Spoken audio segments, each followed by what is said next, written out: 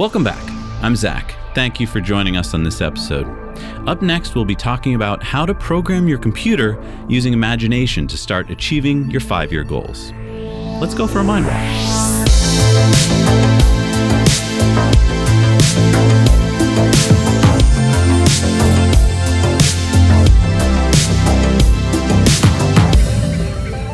Last time we discussed the theory behind the 5-year plan, and now we're going to show you how to start putting it to work. So I like to use Google Sheets as part of Google Drive. It's a spreadsheet.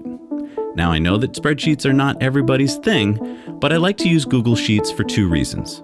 One, unlike paper and pencil, we are constantly going to be changing and updating and tweaking our plans. And with paper, this would mean lots of erasing, crumpling, and throwing away. This 5-year plan is going to constantly evolve, and you will need to access it no matter where you are. So carrying around a notebook full of papers just doesn't make much sense compared to being able to access your Google Sheet from any device, anytime, anywhere, with no risk of losing it. Most of us, me included, are not that good at staying on track without some collaboration with others. Having your plan in Google Sheets means that you can share it with people who can mentor you, support you, and nudge you. As we talked about in the last episode, the power to achieve starts with updating your to-do list at least daily. Okay, so let's get started. Let's open up a Google Sheet and give it a name. Zach's 5-year plan. Next, down the bottom there are different sheets or pages, and I'm going to label this sheet Rockstar.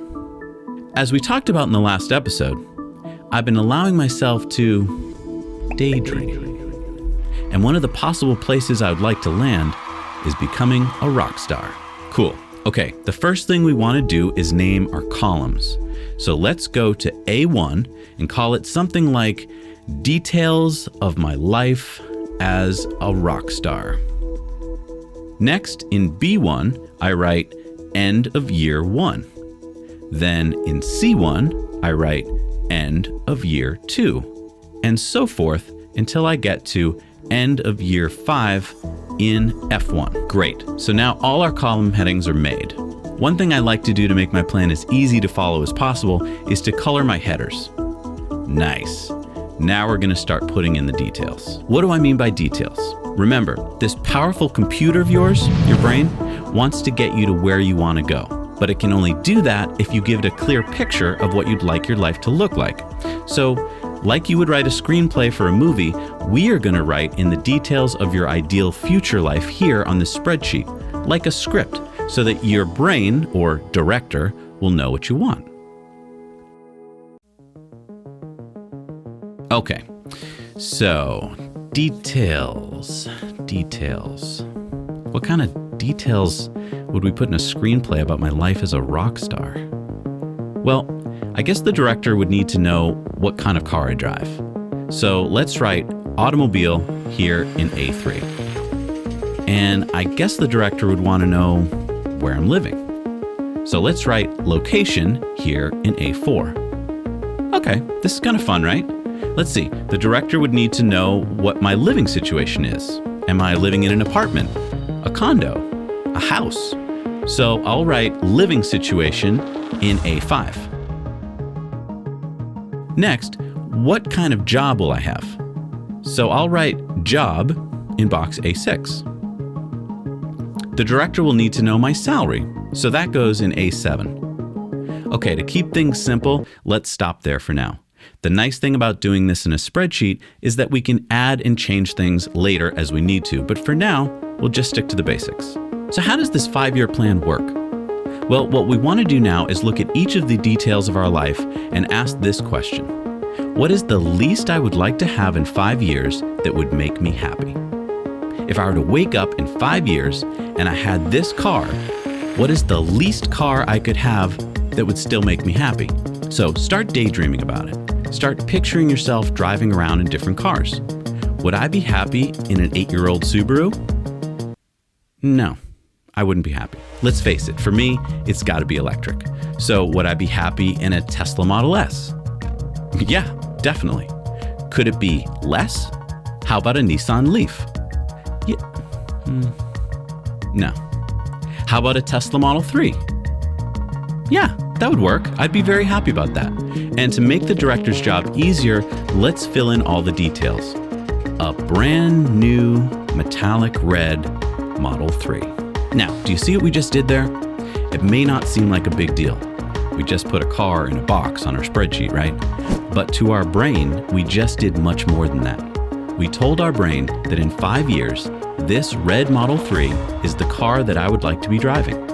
We have taken the first steps to programming our brain. All right, so let's continue. Next is location. Where in the world do I want to live when I am Rockstar Zach? Wow, that's a weird one. I mean, I never really thought about that. I've lived in Massachusetts most of my life. I did live in California for a few years before Jesse was born. But yeah, other than that, I've lived here in New England. Is this where I want to live? Or do I only live here because this is where I've always lived? I'm going to have to explore that some more and do some daydreaming. Use my imagination. I'll leave a question mark there. Next is living situation. What is the least living situation I would like to have in 5 years that would still make me happy? I mean, obviously, I could put down mansion. I'm going to be a rock star after all. But is there anything lower than a mansion that would still make me happy?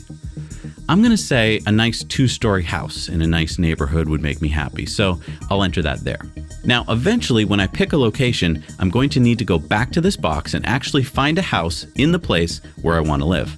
An actual house. But we'll get into that later. For now, 2-story house in a nice neighborhood will do. For job, well, that seems easy. Year 5, I want to be a rock star. But let's make the director's job a bit easier. I mean, am I a rock star on the level of Mick Jagger?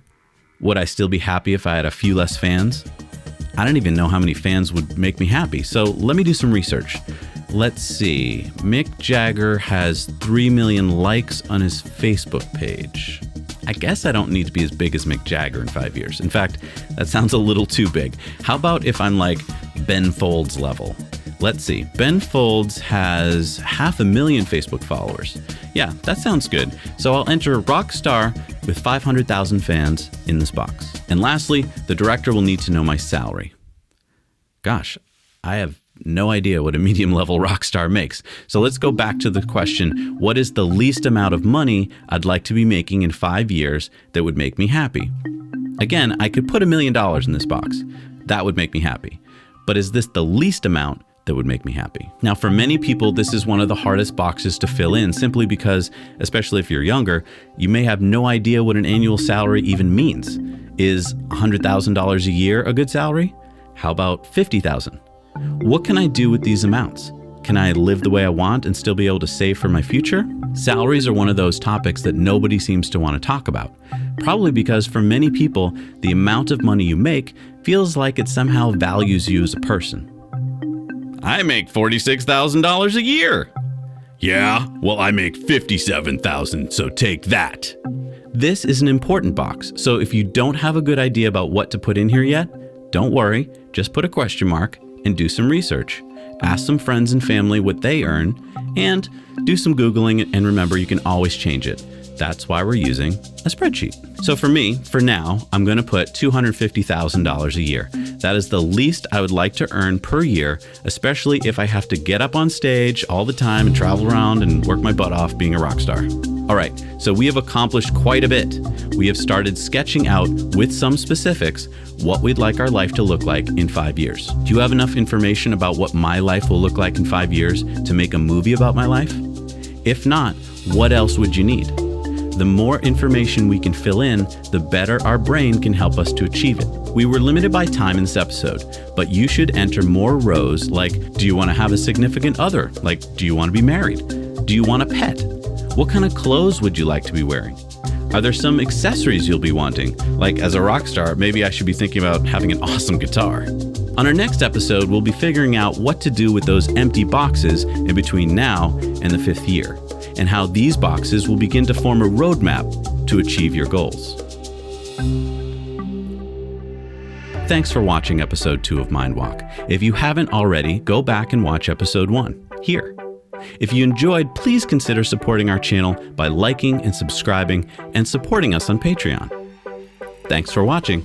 Now you know.